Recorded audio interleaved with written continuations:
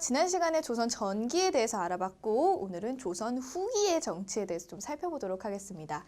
지난 시간에 조선 전기 왕계보에서 성종과 그다음에 연산군까지를 좀 배웠어요. 자, 오늘은 이어서 연산군부터 쭉 뒤를 볼 텐데 사실 첫 시간에 얘기했듯이 연산군 전에 있었던 성종 때는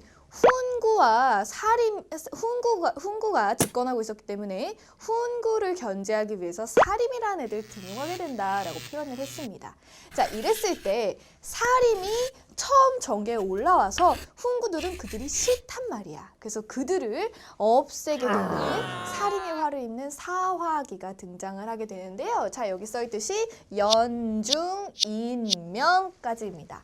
연산군, 중종, 인종, 명종 이렇게 네 왕에 걸쳐서 있는데 사실 우리가 교과서에서 배우는 거는요. 연산군 때 2번, 그 다음에 중종 때 1번, 그 다음에 명종 때 1번 이렇게 총 4번에 걸쳐서 사화가 일어나게 됩니다. 각각 무오사화, 갑자사화, 기묘사화, 을서사화 이렇게 있는 것이죠. 그래서 이때는 훈구와 사림이 대립하는 기간이고 이때 일어난 걸 사화라고 한다. 넘어가시면 됩니다. 자, 근데 지난 시간에도 얘기했듯이 원래 사림이 화를 입은 게 맞아. 그래서 사림들이 엄청나게 많이 죽어나갔는데 그럼에도 불구하고 훈구들은 그렇게 많은 인원이 없었기 때문에 자연적으로 도태되고요. 그리고 나서 이제 사림들이 집권하게 되는 시대가 바로 선조 때부터입니다. 자, 근데 문제는 선조 때부터 사림들끼리 지득들 잘 지내야 되는데 본인들끼리 찢어졌다 그랬죠. 그걸 우리는 붕당 정치라고 했어요. 그거에 대해서 좀 봅시다.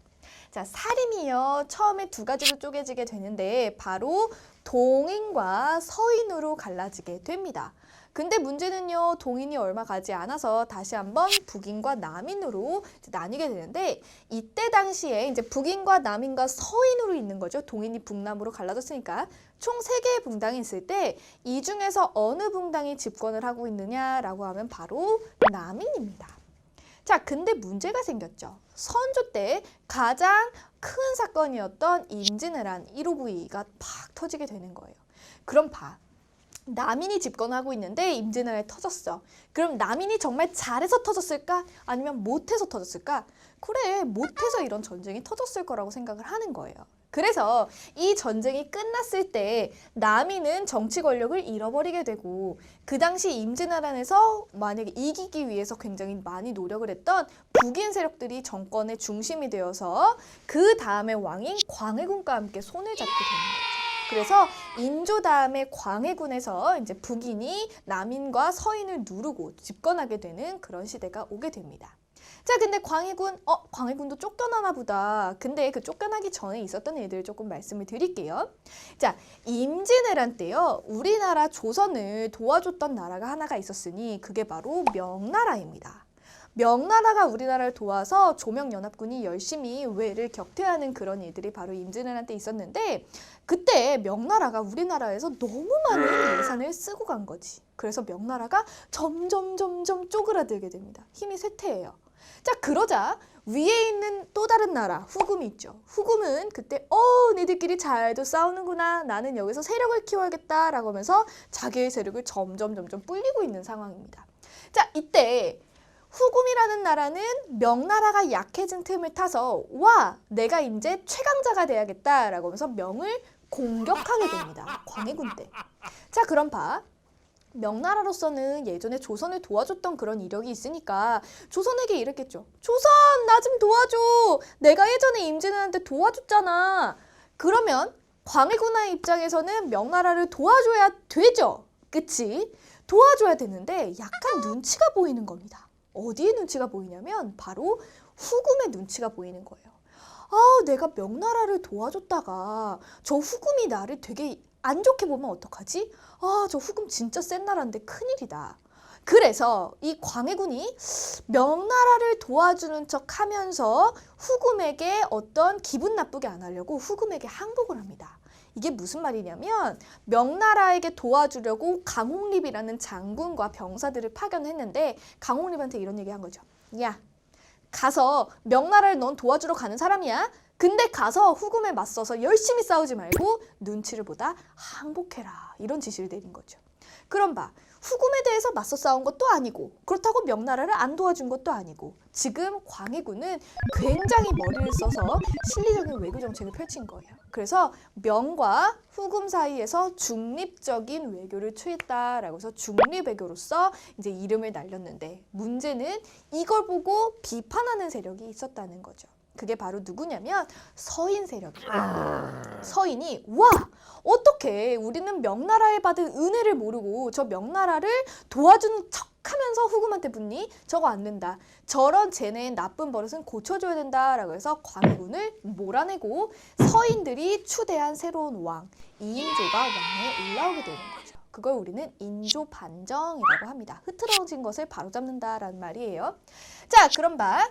광해군 때 집권하던 북인은 이제 역사 속에서 사라지게 되고요. 두 개의 분당만 남게 되는데 이게 바로 남인과 서인이 되겠습니다. 그럼 봐.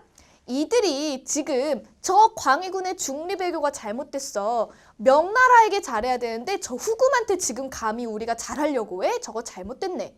이런 입장을 취한다면 이 지금 서인과 인조는 명나라에 친해야 된다는 얘기예요? 아니면 후금이란 나라한테 친해야 된다는 얘기예요? 그치?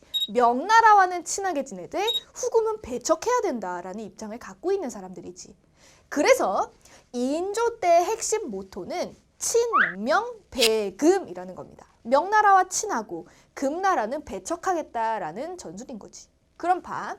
친명배금을 내세우고 있을 때 명나라는 참 이거 기특하구만 이라고 하겠지만 저 금나라의 입장에서는 어때요?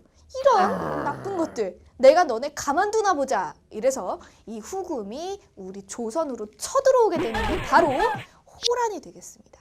클래식화이라는 그런 가수 호란이 아니라요. 이 호란은 오랑캐 호가 일으킨 난이다라고 해서 호란이에요. 앞에 있었던 외란은 외인들이 일으킨 난이라고 해서 외란이라 그러지. 그러니까 약간 다르다는 거야. 그럼 봐. 인조 때 호란이 두 번 일어나게 되는데 한 번은 정묘호란이고요. 한 번은 병자호란입니다. 근데 우리 역사 속에서 좀 더 중요하게 배우는 건 바로 병자호란이 되겠죠. 둘 다 인조 때예요. 자, 근데 정묘호란은요. 후금이 쳐들어온 게 맞고 나중에 후금이 점점 커지면서 이름을 황 하고 청으로 바꿉니다. 그러면서 청나라 때 우리 다시 쳐들어온 걸 우리가 병자호란이라고 하게 되는데 이때 당시에 우리는요 힘이 약했거든요. 그래서 결국 청나라한테 항복을 하게 됩니다. 자, 이때 우리가 청나라한테 항복을 하게 되면서 우리 인조가 병자처럼 걸어 나와서 항복했다 이런 병자호란 외우기 조금 쉬우세요? 어쨌든 자, 이 병자호란에서 우리가 항복을 하면서 이때 당시에 청나라 사람들이 인조의 아들 2명을 인질로 잡아가게 됩니다. 그때 첫째 아들이었던 소현세자와 둘째 아들이었던 복림대군이 청나라에 끌려갔다가 이제 오랜만에 돌아오게 되는데 첫째 아들이 오랜만에 이제 인조를 보게 된 자리에서 이렇게 얘기하죠. 우리 소현이 가서 힘들진 않았느냐? 청에서 얼마나 힘들었어. 잘 지냈니? 이랬는데 소현이가 이런 얘기를 하죠. 아버지 있잖아요. 아버지가 너무 굴욕적으로 사과를 하셔서 제가 청나라 진짜 싫었거든요. 근데 막상 가보니까 청나라 완전 쌍따봉이에요. 최고예요. 그러면 아버지 기분이 좋아 나빠? 나쁘지. 내가 청나라한테 어떻게 굴욕적인 사과를 했는데. 그래서 소현세자가 결국은 죽게 됩니다. 그러면 둘째 아들 복림대군은 어떻게 해야 돼? 아버지한테 청나라 짱이라 그래야 돼? 아니면 별로라 그래야 돼? 별로라 그래야지. 그래서 아버지를 만난 자리에서 둘째 아들 복림대군은 아버지, 제가 아버지의 원수를 갚기 위해서 저 북쪽에 있는 나라를 정벌하겠습니다. 그러면서 북벌론이라는 걸 등장하게 되는데 바로 이 둘째 아들이었던 그 사람이 바로 복림대군이 바로 효종으로 올라오게 되는 사람이 되겠습니다. 인조의 아들이에요. 자, 그럼 봐. 효종의 가장 키워드는 그럼 뭐가 된다고? 그래, 북벌이 된다. 자, 이때 북쪽을 정벌하겠다라고 했던 것도 바로 서인이라서 서인이 계속 정권을 이끌어가게 되는데 문제가 생겼습니다. 효종이 죽었어요. 나이가 들어서 이제 죽게 되고 그 아들 현종이 즉위를 했는데 이 현종 때 문제가 생긴 거죠. 효종이 큰 아들이냐 아니면 작은 아들이냐 이걸 여러분 알고 계십니까? 그치? 아까 큰 아들이었던 소현세자는 이미 죽었죠. 복림대군은 둘째 아들이었단 말이야. 그 둘째 아들이 효종이 된 거였는데 이 둘째 아들이라는 것 때문에 문제가 생긴 거죠. 무슨 말이냐? 효종이 죽었어요. 근데 효종의 어머니였던 자이대비가 살아계신데 그 어머니가 대체 아들의 죽음을 놓고 상복을 몇 년을 입어야 되느냐를 가지고 서인과 남인이 둘이 붙게 됩니다. 이때 당시에 남인은 효종께서는 왕이시니까 당연히 어머니께서 3년의 상복을 입으셔야 된다. 근데 서인은 또 이렇게 얘기하죠. 아니다. 야, 왕은 왕인데 둘째 아들이잖아. 뭐 길게 3년을 입어. 1년만 입으면 충분해. 이때 현종이 고민하죠. 어떻게 해야 될까? 그러다가 그래, 뭐 1년이면 되지 않을까? 라고 해서 서인 편을 들어줍니다. 자, 근데 또 한 번의 문제가 생겼어요. 효종은 죽어서 잘 끝났고 이제 효종의 부인, 효종 비가 죽었을 때 문제인데 그때 그 어머니가 아직도 살아계신 거야. 그러면 내 아들의 며느리가 죽었을 때 나의 상복은 또 몇 년을 입느냐 가지고 남인과 서인이 또 붙었는데 남인은 또 이렇게 얘기하죠. 왕의 부인이 돌아가셨으니 1년의 상복을 입으셔야 됩니다. 그때 서인은 또 뭐라 그래? 왕은 왕인데 둘째 아들의 부인이니까 그냥 9개월만 입고 끝내. 이렇게 대립을 하게 되는 거지. 이걸 보고 현종이 서인, 니들 자꾸 우리 효종을 왕이 아닌 둘째 아들로만 생각하는데 너 진짜 자꾸 무시하는 게 안 되겠다. 너네 저리 가! 이러고선 지들을 몰아대고 남인이 다시 집권하는 이런 모습을 보이게 됩니다. 자, 그래서 현종 때는 효종 때에 있었던 효종의 어떤 둘째 아들이다 왕이다 이런 상복 문제를 놓고 예의에 관한 소송 논쟁이 붙었다라고 해서 우리는 그걸 줄여 예송 논쟁이 있었다라는 거죠. 그래서 1차 예송, 2차 예송이라고 그러는데 1차 예송은 효종 돌아가셨을 때, 2차 예송은 효종의 비가 돌아가셨을 때 이렇게 나누곤 합니다. 자, 근데 이 효종 다음에 이제 현종 다음에 숙종으로 넘어가면요. 숙종 때는 이 정권이 바뀌는 게 더 심각해집니다. 아까는 뭐 남에서 북에서 다시 뭐 서 이런 식으로 좀 천천히 갔는데 숙종 때는요. 갑자기 서인이 확 집권했다가 또 어느 때는 갑자기 다 잘리고 다 남인이 확 집권하던가 아니면 다시 남인에서 다 서인으로 확 정권이 바뀌는 환국이 일어납니다. 하루에 막 계속 정권이 바뀌는 이런 정신없는 시대를 우리가 환국이라고 부르고요. 총 3번 경신환국, 기사환국, 갑술환국 이렇게 해서 3번의 환국을 일으키게 되는 이게 바로 환국, 숙종 때의 정신없는 모습이 되겠죠. 자, 근데 이 숙종의 아들들이 있습니다. 숙종의 아들 경종이 있고요. 그 다음에 또 다른 어머니의 아들로서 태어난 이복동생이죠. 영조가 있는데 이때 경종은 거의 우리가 보지 않고 영조로 조금 넘어와 봅시다. 영조와 정조는 앞에 있었던 이런 붕당 정치가 좋다고, 싫다고 본 거야. 그래서 아주 강한 왕권으로 이들을 눌러내리는 탕평책을 실시하게 되고요. 이때 당시에 정조가 갑자기 죽고 나서 순조, 헌종, 철종은 내가 정치를 어떻게 해야 될지 모르겠다. 몸둘 바를 모르겠다. 그래서 온갖 가족들이 대신해서 정치에 들어오는 세도 정치기가 전개가 되게 되는 것입니다. 자, 그래서 우리는요. 전체적으로 여러분들이 연표를 보실 때 이런 독인이 집권했어, 서인이 집권해서 이런 거를 보시는 게 아니라 이때의 키워드는 무엇이구나 라는 게 가장 중요합니다. 그럼 다시 한번 키워드를 잡죠. 자, 연산군, 중종, 명종 때는 뭐가 있었다? 그래, 훈구에 의해서 살인들이 화를 잇는 사화가 있었다. 그러나 선조 때부터는 우리가 사림이 집권하게 되면서 사림이 찢어지게 되는 붕당 정치가 전개되었다. 됐죠?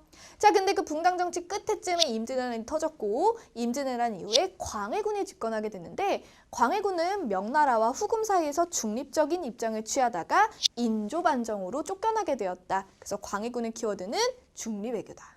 됐죠?